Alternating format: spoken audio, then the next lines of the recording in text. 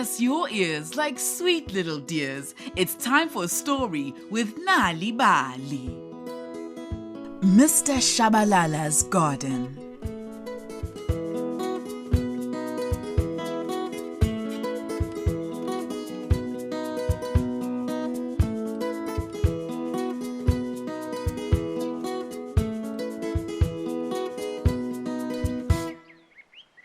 Mr. Shabalala lived on a big piece of land.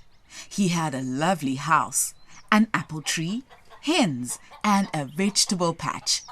The apple tree was very big. The branches stretched far into his garden and over the wall into the field behind. When there were apples, they were rosy red, crunchy, and delicious. Sometimes there were so many apples, he didn't know what to do with them. I have everything that I need. This is a wonderful life indeed.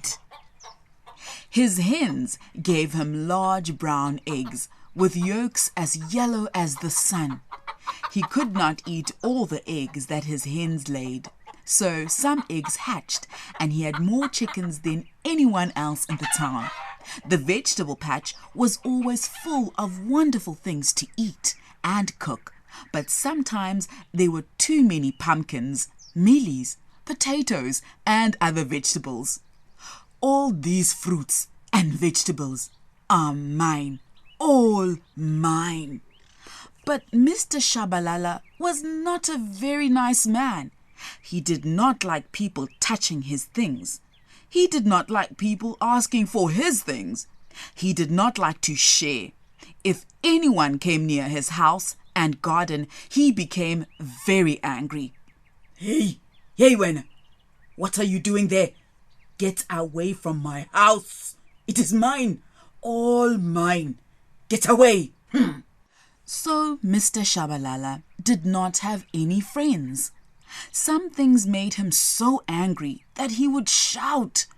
When people sat in the shade of the apple tree in the field behind his wall, they talked and laughed and made too much noise. Shut up! Shut up! When the apples fell off the tree behind his wall, the children would pick them up. They played, ate apples, and made too much noise. Sometimes his hens escaped through a little hole in the fence. When they did, they laid their eggs in the field behind his wall. He heard the women talking when they found the eggs and knew they were taking his eggs home. But worst of all, sometimes a little boy would knock on his door and ask for seeds from his vegetable patch. I just want everyone to leave me and all my things alone. One day, Mr. Shabalala was so angry that he decided he was going to stop everyone bothering him. He grabbed his saw and cut down every branch on the apple tree that hung over his fence. Now no one can make a noise and sit in shade. No one will steal my apples. Ha! He blocked up the hole in the fence so that the hens could not escape. Now, no one can find and steal eggs that belong to me. And he was so angry that he dug up his vegetable patch. Now, there will be no more knocking at my door to ask for seeds.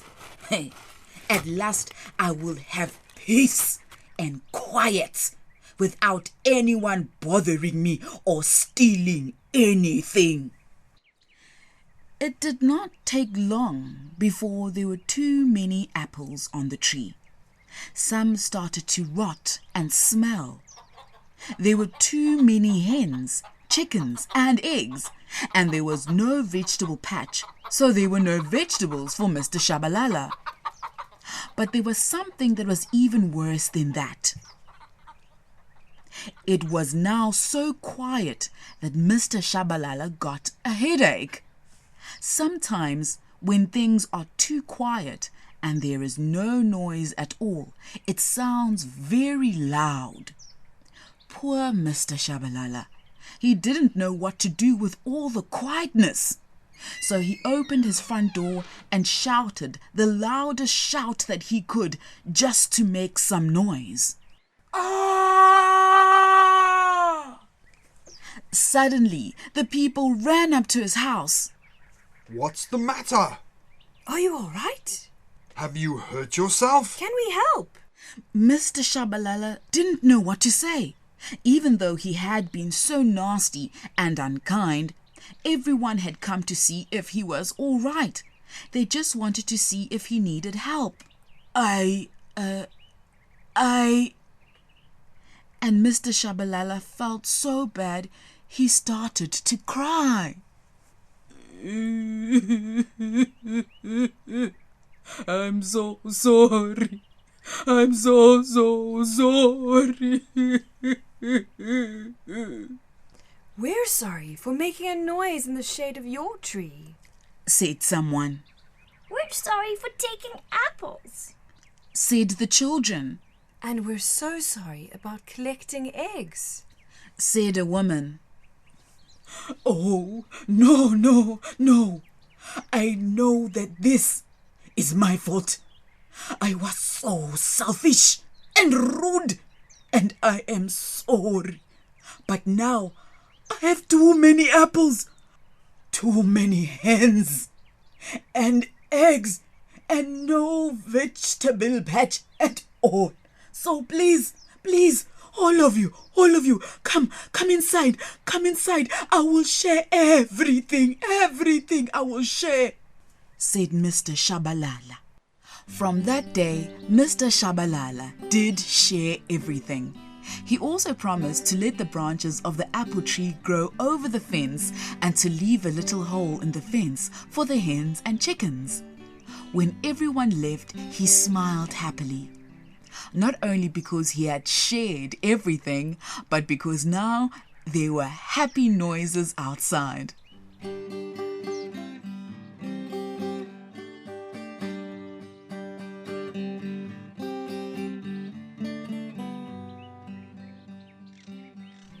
Then suddenly, Mr. Shabalala realized that he still had no vegetable garden. At that moment, there was a soft knock on his front door. He opened the door and there stood a little boy. You are the boy who always asked for seeds, said Mr. Shabalala. Yes, said the boy. but I know you don't have a vegetable garden now. Can I help you plant one? And for the second time that day, Mr. Shabalala had tears in his eyes. But this time, they were tears of happiness. Thank you. Even though I had everything I wanted, I was never happy.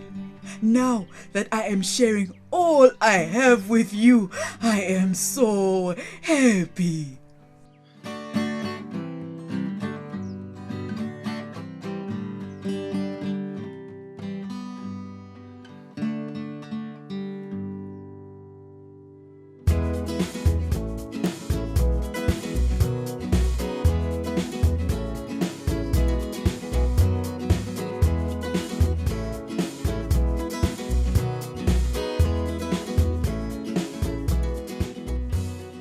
And so we come to the end of today's story on Nal'ibali. I'm Celia Ngalane. If you would like more stories to read, visit nal'ibali.mobi on your cell phone.